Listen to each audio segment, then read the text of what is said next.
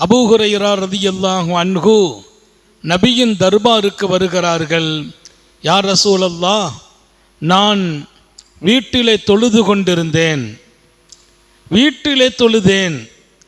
அப்போது ஒருவர் என்னை சந்திக்க வந்தார். அவர் வந்தபோது என்னை தொழும் நிலையில் பார்த்தார். நான் தொழுது கொண்டிருக்கும் காட்சி அவர் பார்க்கிறார். எனக்கு ஒரு வகையான மன நிறைவு ஏற்பட்டது. நம்ம வீட்டுக்கு வந்தவர் நம்மை பார்க்கிற நேரம் தொழுதுட்டு இருக்கிறோம். அப்போ நான் தொழுகையிலே இருக்க அவர் பார்க்கும் அந்த நிலை எனக்கு ஒரு வகையான மகிழ்ச்சியை கொடுத்தது. யார் ரசூலல்லாஹ், இதனால் என் அமலுக்கு பாதிப்பு வருமா?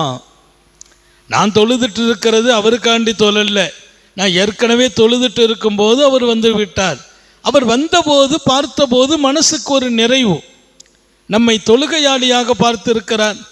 அப்போ நம்முடைய நிலை அவருக்கு நல்ல நிலையாகத்தானே காட்டப்படுகிறது. இப்படி ஒரு எண்ணம் எனக்கு வந்ததால் என் வணக்கத்திற்கு பாதிப்பு ஏற்படுமா? அவருக்கு வணக்கத்தை காட்டி விட்டோம் என்ற குற்றம் எழுதப்படுமா என்று கேட்டால், இல்லை அபூ ஹுரைரா, உங்களுக்கு 2 கூலி எழுதப்பட்டு விடும். ஒன்று, நீங்கள் தொழுதீர்கள், ரகசியமாகத்தான் தொழுதீர்கள். 2வது, அவர் பார்த்தார். அவர் பார்த்ததால் அவர் உங்களை பார்த்து அவருக்கு ஒரு எண்ணம், நம்ம வீட்டில் தொழணும். உங்களை வீட்டில் தொழ கண்டவர் தானும் வீட்டில் தொழ வேண்டும் என்ற ஒரு நிலைக்கு வருவார் இல்லையா? உங்களுடைய வணக்கத்தை பார்த்து அவர் வணக்கமுடையவராக மாறுகிற வாய்ப்பு ஏற்பட்டால் உங்களுக்கு 2 கூலி கிடைத்துவிடும் என்கிறார்கள் நபிகள் நாயகம் ஸல்லல்லாஹு அலைஹி வஸல்லம். சில அமல்களை, சில காரியங்களை வெளிப்படுத்துகிற போது அதனால் 4 பேர் அதை மாதிரியான ஒரு வாழ்க்கைக்கு வருவார்கள் என்றால் அதுவும் அல்லாஹ்விடத்தில் பாக்கியமானது.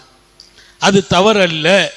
4 பேருக்கு முன்னால் தர்மம் கொடுக்கிறோம், 4 பேருக்கு முன்னால் வச்சு தர்மம் கொடுக்கிறோம். அந்த தர்மத்தினுடைய நோக்கம் என்ன? நம்மை பார்த்து 4 பேர் தர்மம் செய்யட்டுமே என்கிற நோக்கத்தில் கொடுத்தால் அந்த காரியம் அல்லாஹ்விடத்தில் வரவேற்கப்படும் காரியம், 2 மடங்கு கூலியை தரும் காரியம்.